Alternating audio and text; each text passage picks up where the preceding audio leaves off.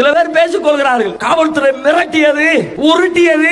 அவன் மிரட்டினா என்ன, உருட்டினா என்ன? மிரட்டலுக்கும் உருட்டலுக்கும் பணிகிற கூட்டமாடா. எங்கள் மக்கள் கூடுவதற்கு இடம் வேண்டாமா? கூடிய கூட்டத்தை அவன் கண்ணாடி அணிந்து வீட்டிலிருந்து பார்க்க வேண்டாமா? இடஒதுக்கீடுன்னு சொல்லி கூட்டுன, பொது விஷயத்தை சொல்லி கூட்டுன, உன் கொள்கையை சொல்லி கூட்டுவியா? தர்காவை உடப்பானு கூட்டுவியா? சூனியத்தை அழிப்பவனு கூட்டுவியா? குப்பாவை நீக்குவனு கூட்டுவியா? அப்படி கூட்டினால் கால் தூசிக்கு பெறாது உன் கூட்டம் என்று சொல்லி கூட்டத்திலே உளறினார். இப்பொழுது அறிவிக்கிறோம், பார்த்துக் கொள்ளுங்கள், இது கொள்கைக்காக திரண்ட கூட்டமடா. இங்கே மாற்று கொள்கையில் உள்ள எவரும் இல்லை. சமுதாய பிரச்சனைக்காக வரவும் இல்லை. ஏகத்துவ எதிரிகளுடைய வேலை இல்லை.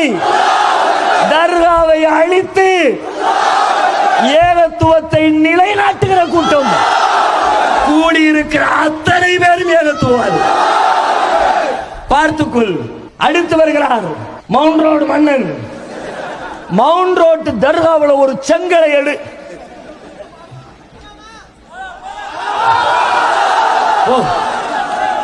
என்னையே பேச விடல, போ பாத்துக்க. லைவ்ல பாத்துக்கிட்டு இருப்ப. மாவண்ணா மூணா காவண்ணா சாணா ஏவண்ணா ஏனா எல்லா பேரும் பாத்துக்கிட்டு இருப்ப. கேக்குறான் பாருங்க, போமா? செங்கலை எடுத்து வரணுமா? அடே சொல்லுகிறேன், கேட்டுக்கொள்ளனா. செங்கல் என்ன?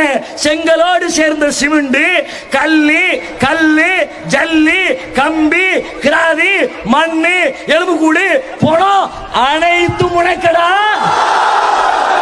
அல்லாவின் மார்க்கத்தை சொல்லி மக்கள் எல்லாம் எங்களுக்கடா. வச்சுக்க. செத்த சமாதியை புடிச்சு அழு.